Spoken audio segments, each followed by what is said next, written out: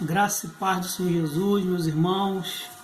Estamos encerrando nessa série de estudos sobre a doutrina bíblica da salvação. Falamos no primeiro vídeo, uma introdução, falando sobre cada ponto, resumidamente, iríamos falar. No segundo, a gente falou sobre a criação, sobre o pecado, sobre a providência de Deus e sobre a salvação. E hoje nós vamos encerrar falando sobre um assunto muito importante, que é o quinto estudo, que fala sobre a vida eterna. Vamos orar então, pedindo a Deus que nos abençoe em mais esse estudo. Ó Pai, muito obrigado pelo privilégio que temos de separar esse tempo para estudar um pouco mais da Tua Palavra. Te agradecemos por esses estudos que já fizemos. Pedimos que o Senhor venha estar nos abençoando na compreensão desse assunto que é tão importante, que é a doutrina bíblica da salvação. E hoje, que estaremos falando sobre a vida eterna. Pedimos que o Senhor venha com Teu Espírito Santo nos dar o discernimento para compreender a Tua Palavra. E que o Senhor me use como instrumento em Suas mãos para compartilhar aquilo que o Senhor tem me dado a entender. Pois essa oração me faço em nome de Jesus. Amém. Amém? Então vamos prosseguir. A vida eterna é o assunto de hoje.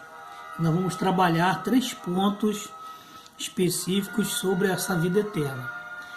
E vamos ler alguns textos, alguns pequenos, mas outros grandes. E eu queria que você atentasse bem e anotasse aí o texto, depois você confere também na sua Bíblia.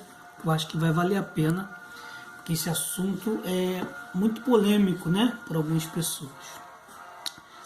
Primeira coisa que eu quero destacar sobre a vida eterna é que nós recebemos, quando nós recebemos a Cristo, nós somos batizados com o Espírito Santo, o qual é o penhor da nossa herança. E nós vamos ver alguns textos que confirmam isso. Primeiro, João 7, 38 e 39. Que diz assim: quem crer em mim, como diz a Escritura, do seu interior fluirão rios de água viva. Ele estava se referindo ao Espírito que mais tarde receberiam os que nele crescem. Até então, o Espírito ainda não tinha sido dado, pois Jesus ainda não fora glorificado.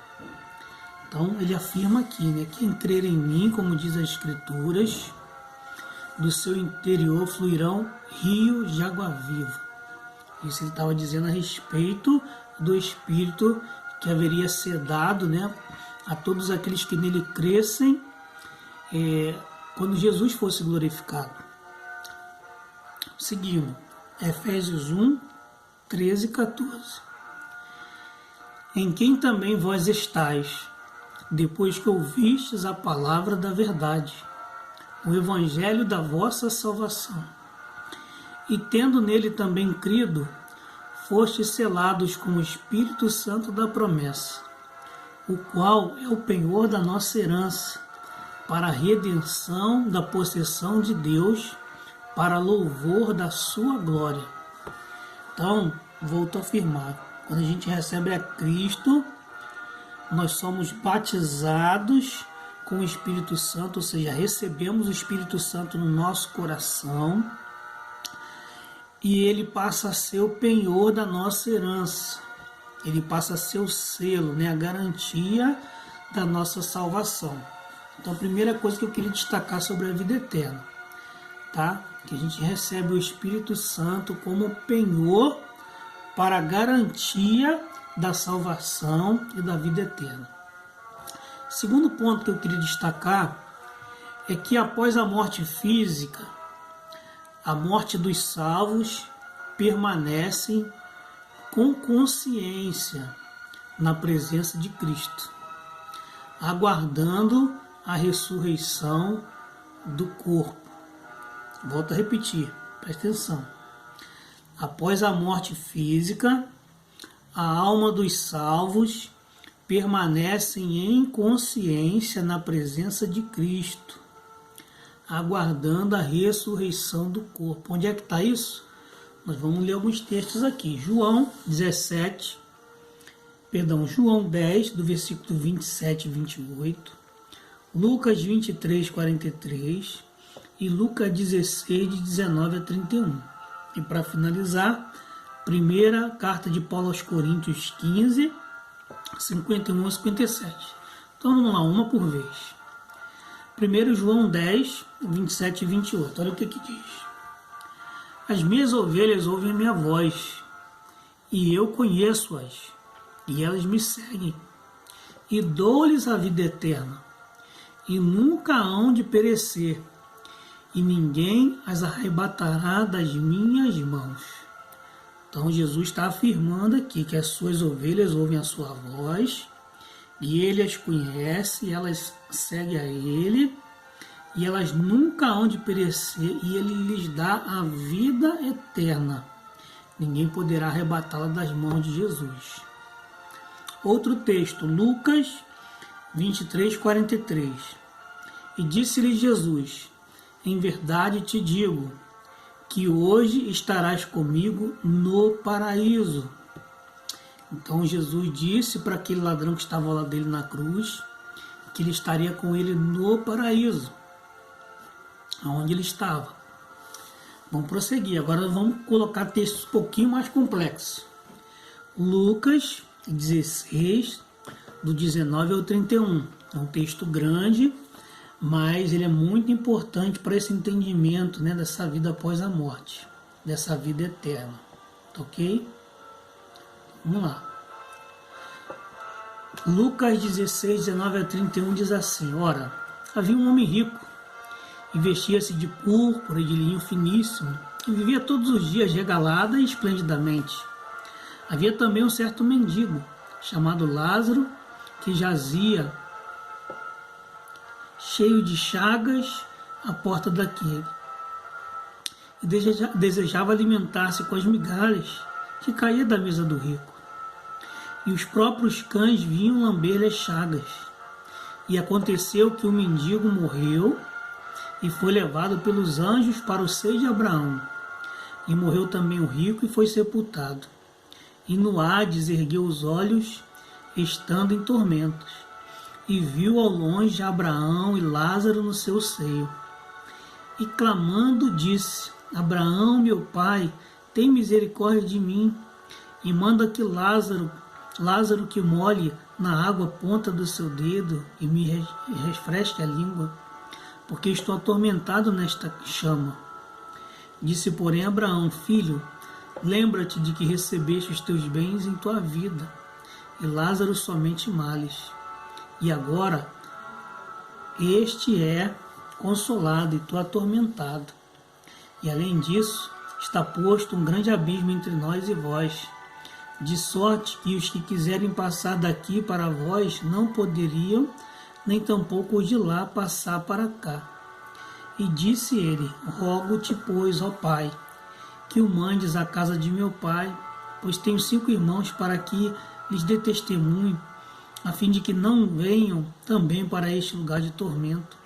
Disse-lhe Abraão: eles têm Moisés e os profetas, ouçam-nos.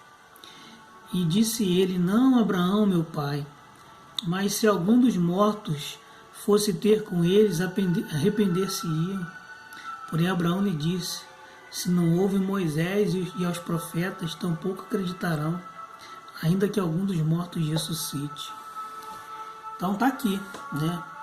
Mais um texto que chama a nossa atenção para essa questão da vida após a morte. Diz que os justos, né, aqueles que são do Senhor, estarão no seio de Abraão, enquanto que aquele que não se colocar como justificado por Deus, por Jesus, vai ter um lugar chamado Hades, no qual ele vai estar sofrendo tormentos.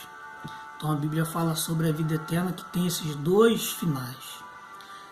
Tem 2 caminhos, né? O curto e o largo. Então o largo das facilidades, mas no final leva à perdição, leva a esse tormento eterno.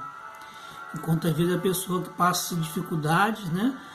Mas está ali seguindo um caminho mais difícil, mas o final dele é a vida eterna. na presença de Deus, no seio de Abraão. Ok? Vamos continuar, que tem mais alguns textos aqui importantíssimos sobre o assunto. 1 Coríntios 15, 51 e 57. O que diz? Eis que eu lhe digo um mistério.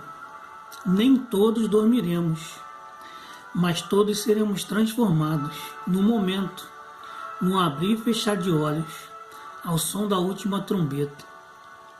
Pois a trombeta soará, e os mortos ressuscitarão incorruptíveis, e nós seremos transformados. Pois é necessário que aquilo que é corruptível se revista da incorruptibilidade, e aquilo que é mortal se revista da imortalidade.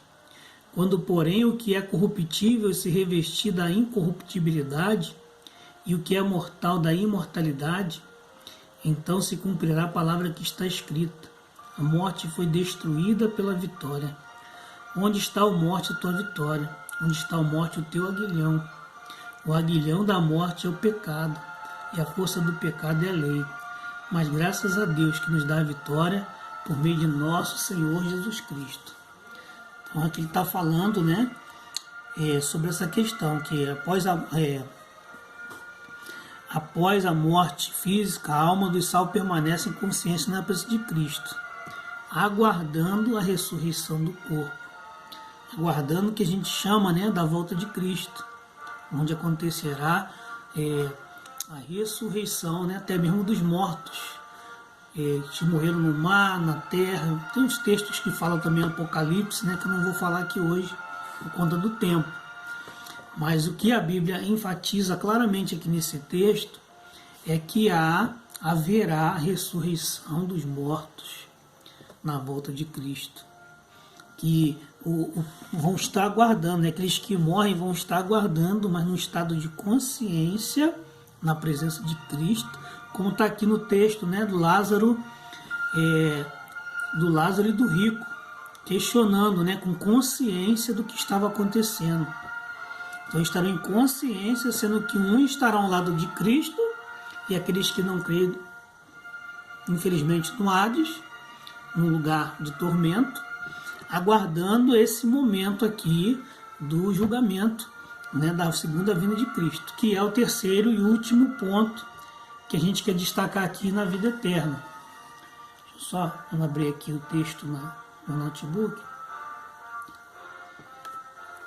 O terceiro e último ponto que eu quero destacar é que a ressurreição do corpo ocorrerá no dia da segunda vinda de Cristo e do arrebatamento da igreja. Vou repetir. A ressurreição do corpo ocorrerá no dia da segunda vinda de Cristo e no arrebatamento da igreja. Qual o texto? 1 Tessalonicenses 4, de 13 a 17. Vamos conferir lá? Irmãos, não queremos que vocês sejam ignorantes quanto aos que dormem. No sentido de dormir aqui é morrer, tá? Para que não se entristeçam como os outros que não têm esperança. Se cremos que Jesus morreu e ressurgiu, cremos também que Deus trará mediante Jesus e juntamente com ele aqueles que nele dormiram. Dizemos a vocês, pela palavra do Senhor, que nós, os que estivermos vivos e os que ficarmos até a vinda do Senhor, certamente não precederemos os que dormem. Pois dada a ordem, com a voz do arcanjo e o ressoar da trombeta de Deus, o próprio Senhor descerá do céu e os mortos em Cristo ressuscitarão primeiro. Depois disso, os que tivermos vivos, seremos arrebatados juntamente com eles nas nuvens, para o encontro com o Senhor nos ares. E assim estaremos com o Senhor para sempre. Então, meu querido, a vida eterna traz para nós essa expectativa de que vai haver uma ressurreição do corpo e que isso vai acontecer na segunda vinda de Cristo, no arrebatamento da sua igreja, como está dizendo aqui nesse texto bíblico, né? Quando ele voltar nos ares, né? Os que estiverem mortos irão ressuscitar, terão seus corpos transformados em corpos que a gente chama de corpos espirituais, corpos celestes. E os que estiverem vivos na ocasião da volta de Cristo terão também seus corpos transformados de corpos terrestres para corpos celestes, como está no texto de 1 Coríntios 15, no final. Você pode ler depois. E com isso, nós iremos se encontrar com Ele nos ares. E iremos com Ele para as mansões celestiais, como Ele prometeu. Por isso que Ele deixou bem claro, né? João 14, 1 a 6. Não se turbe o vosso coração. Crede em Deus. Crede também em mim. Na casa de meu Pai há muitas moradas. Vou preparar lugar para vocês, para que onde eu estiver, vocês estejam comigo também. E Ele vai voltar para buscar a sua igreja. Vai voltar para buscar para a mim e você. Então a vida eterna é isso, irmãos. A vida eterna que Deus promete para nós é quando recebemos a Cristo. Somos batizados com o Espírito Santo. E temos agora o Espírito Santo como uma garantia, o selo de que o Senhor, somos do Senhor. E depois que passarmos pela morte física, vamos estar num estado de consciência aguardando a volta de Cristo. Porque quando Cristo voltar, Ele vai buscar a sua igreja, vai buscar o seu povo. Que nós sejamos achados como corpo de Cristo e desfrutemos dessa bênção da salvação, como diz as Escrituras. Oremos. Senhor, muito obrigado por esse estudo que terminamos, essa série. Obrigado por cada irmão, cada irmã que pôde nos acompanhar nesses estudos. E eu lhe peço que cada um possa ter compreendido bem e que principalmente eles possam guardar a Tua palavra no seu coração para não pecar contra Ti. Que nós possamos realmente entregar nossa vida a Jesus. O Espírito Santo vem habitar em nosso coração como selo da presença de Deus. E possamos aguardar com confiança a volta de Cristo, para morarmos com Ele para sempre na eternidade. Num lugar que não haverá nem choro, nem tristeza, mas só alegria na presença do Senhor. Ajuda-nos, ó Pai, a entender isso e a transmitir essa mensagem para os nossos amigos, parentes, para todas as pessoas que tivermos contato, para que elas também possam desfrutar da salvação que é em Cristo Jesus. Pois assim eu oro, em nome de Jesus. Amém. Que Deus te abençoe em nome de Jesus. Obrigado pela sua participação.